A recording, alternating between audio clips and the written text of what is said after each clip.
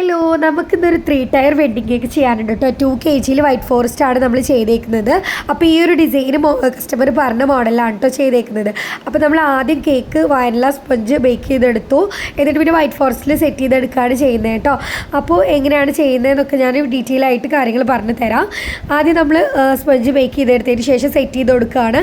നിങ്ങൾ സെറ്റ് ചെയ്യുമ്പോൾ പ്രത്യേകം ശ്രദ്ധിക്കേണ്ട കാര്യം എന്താണെന്ന് വെച്ച് കഴിഞ്ഞാൽ കേക്കിൻ്റെ ഓരോ ലെയറും നന്നായിട്ട് ചൂടാറിയതിന് ശേഷം മാത്രം അറേഞ്ച് ചെയ്തെടുക്കുക. അല്ലെങ്കിൽ കണ്ടില്ലേ, ഈ കാണുന്ന പോലെ അങ്ങോട്ടും ഇങ്ങോട്ടും എഴുതി വീഴും. ഞാൻ ഒരു ബോധത്തിൽ ചെയ്തതാണ് കേട്ടോ. കാരണം എന്താണെന്ന് വെച്ച് കഴിഞ്ഞാൽ സാധാരണ ഞാനിങ്ങനെ ചെയ്യാറില്ല. ഞാൻ പെട്ടെന്ന് കഴിച്ചിട്ട് നെക്സ്റ്റ് കേക്ക് ചെയ്യാലോ എന്നുള്ള ഒരു ഇതിലാണ് നിന്നുണ്ടായിരുന്നത്. അപ്പോൾ ലെയർ ചെയ്തിട്ട് പിന്നെ ചൂടാറാൻ വയ്ക്കാൻ മറന്നു പോയതാണ്. പെട്ടെന്ന് അങ്ങനെ ചെയ്തെടുത്ത് പോയി.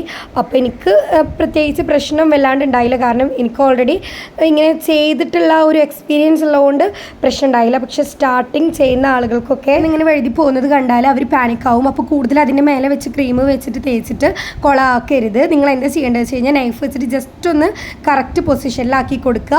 നേരെ ഫ്രീസറിൽ കൊണ്ടുപോയി വെക്കുക. പിന്നെ ക്രീം തേക്കാനോ പിടിക്കാനോ വെക്കാനോ ഒന്നും നിൽക്കരുത് കേട്ടോ. എന്നിട്ട് ഒരു അരമണിക്കൂറിന് ശേഷമാണ് ബാക്കിയുള്ളത് ചെയ്യാൻ പറ്റുള്ളൂ. ടൈം ഇല്ലാന്നുണ്ടെങ്കിൽ 15 മിനിറ്റ് എങ്കിലും വെക്കുക. എന്നിട്ട് സെറ്റ് ചെയ്ത് കൊടുക്കുക കേട്ടോ. അപ്പോൾ പിന്നെ ഒരു കുഴപ്പമുണ്ടാവില്ല. അപ്പോഴും കേക്ക് ലെയർ ചെയ്തതിന് ശേഷം നന്നായിട്ട് ചൂടാറിയിട്ട് വേണം സെറ്റ് ചെയ്തെടുക്കാനായിട്ട് കേട്ടോ. അപ്പോൾ ഇനി നമുക്കിത് 3 തട്ടാണെങ്കിലും ഒരു തട്ട് നമുക്ക് ഡമ്മിയാണ് ചെയ്തെടുക്കേണ്ടത്.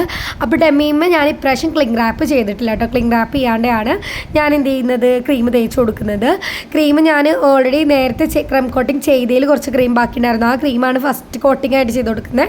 സെക്കൻഡ് കോട്ടിംഗ് ആണ് ഞാൻ പിന്നെ പുതിയ ക്രീമിൽ ചെയ്തേക്കുന്നത് കേട്ടോ. എന്നിട്ട് പിന്നെ നമ്മൾ ഫുള്ള് സ്ക്രാപ്പിംഗ് ഒക്കെ ചെയ്ത് കൊടുത്തതിന് ശേഷമാണ് സ്റ്റാക്ക് ചെയ്യുന്നത്.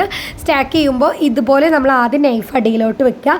എന്നിട്ട് അതിൻ്റെ മേലെ ഇതുപോലെ ഒരു ബാംബൂ സ്റ്റിക്ക് വെച്ച് ഇറക്കി കൊടുത്തിട്ട് വേണം നിങ്ങൾ സ്റ്റാക്ക് ചെയ്യാൻ. അല്ലെങ്കിൽ എന്താ പ്രശ്നം എന്ന് വെച്ച് കഴിഞ്ഞാൽ പെട്ടെന്ന് തന്നെ കേക്ക് ചെരിഞ്ഞ് വീഴുക. നമുക്ക് ടെൻഷൻ ആകുമ്പോൾ കേക്ക് അങ്ങോട്ടും ഇങ്ങോട്ടും ആടി വീണ് പോകാനൊക്കെ ചാൻസ് ഉണ്ട്. അപ്പോൾ എപ്പോഴും നിങ്ങൾ എന്ത് ചെയ്യുക, പരമാവധി പെട്ടെന്ന്, അതായത് ഈ ഒരു ടയർ കേക്ക്സ് ഒക്കെ സ്റ്റാർട്ടിങ് ചെയ്യുന്നവർക്കൊക്കെ ഈ ഒരു ടിപ്പ് വളരെ ഉപകാരപ്രദമായിരിക്കും. കാരണം ആദ്യം നിങ്ങൾ എന്ത് ചെയ്യുക, നൈഫ് അടിയിലോട്ട് കേക്കിൻ്റെ അടിയിലോട്ട് വെച്ച് കൊടുത്തിട്ട് വേണം അതിൻ്റെ മേലെ ഒരു വലിയ ബാംബൂ സ്റ്റിക്ക് വെച്ച് കൊടുക്കുക.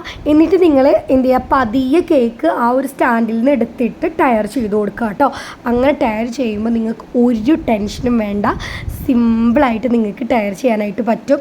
അല്ലെങ്കിൽ എന്താ പ്രശ്നം എന്ന് വെച്ച് കഴിഞ്ഞാൽ നമ്മൾ ഭയങ്കര പാനിക് ആവരുത് കേട്ടോ. നല്ലോണം റിലാക്സ് ആയിട്ട് വേണം ഈ ഒരു ടയർ ചെയ്യാൻ. നിങ്ങൾ ഇങ്ങനെ ചെയ്യുമ്പോൾ നിങ്ങളുടെ കേക്ക് അങ്ങോട്ടും ഇങ്ങോട്ടും ആടുക. അതായത് നമ്മൾ ആ ഒരു നൈഫ് വെച്ചെടുക്കുമ്പോൾ കേക്ക് ഇങ്ങനെ ആടും. അങ്ങനെ ഒരു ആട്ടം എന്ത് ഉണ്ടാവില്ല ഇങ്ങനെ ടയർ ചെയ്യുമ്പോൾ. ഈ ഒരു ബാംബൂ സ്റ്റിക്ക് വെച്ചിട്ട് ചെയ്യുമ്പോൾ ഉണ്ടാവില്ല കേട്ടോ. അപ്പോൾ അതുകൊണ്ടാണ് ഞാൻ ഇങ്ങനെ ചെയ്യാൻ പറഞ്ഞത്. ഞാൻ സ്റ്റാർട്ടിങ്ങിൽ സാധാ ഇങ്ങനെ നമ്മൾ ആ നൈഫിൽ അത് വെച്ചിട്ടാണ് എടുത്തത്. കേക്ക് നല്ലോണം അങ്ങോട്ടും ഇങ്ങോട്ടും ആടിയിരുന്നു. അതുകൊണ്ട് തന്നെ 2 നൈഫൊക്കെ വെച്ചിട്ടാണ് ചെയ്തിരുന്നത്. അപ്പം എനിക്ക് തോന്നുന്നു എനിക്ക് അതിനേക്കാട്ടിലും ഒരുപാട് സിമ്പിളായിട്ടാണ് ഇത് തോന്നിയത്. അപ്പോൾ നിങ്ങൾ തീർച്ചയായിട്ടും ഇതുപോലെ ട്രൈ ചെയ്ത് നോക്കുക കേട്ടോ. പിന്നെ നിങ്ങൾ എൻ്റെ ചാനൽ ആദ്യമായിട്ട് കാണുന്ന ഫ്രണ്ട്സ് ഉണ്ടെങ്കിൽ അവരെല്ലാവരും ഒന്ന് സബ്സ്ക്രൈബ് ചെയ്തിട്ട് കാണുക. പിന്നെ നിങ്ങളുടെ കേക്ക് ഉണ്ടാക്കുന്ന ഫ്രണ്ട്സിനൊക്കെ ഒന്ന് ഷെയർ ചെയ്ത് കൊടുക്കുക. എല്ലാവർക്കും ഒരുപാട് ഉപകാരപ്പെടുന്ന ടിപ്സ് ഞാൻ എൻ്റെ ചാനലിലൂടെ നിങ്ങൾ അറിയിക്കുന്നതായിരിക്കും. അപ്പോൾ കേക്കിൻ്റെ ഫൈനൽ ലുക്ക് ഇഷ്ടപ്പെട്ടിട്ടുണ്ടെങ്കിൽ നിങ്ങളുടെ അഭിപ്രായങ്ങളൊക്കെ കമൻറ്റ് ചെയ്തോളി. അപ്പോൾ ലൈക്ക് ചെയ്യുക, ഷെയർ ചെയ്യുക, സബ്സ്ക്രൈബ് ചെയ്യുക. അടുത്ത വീഡിയോയിൽ കാണാം. ബൈ.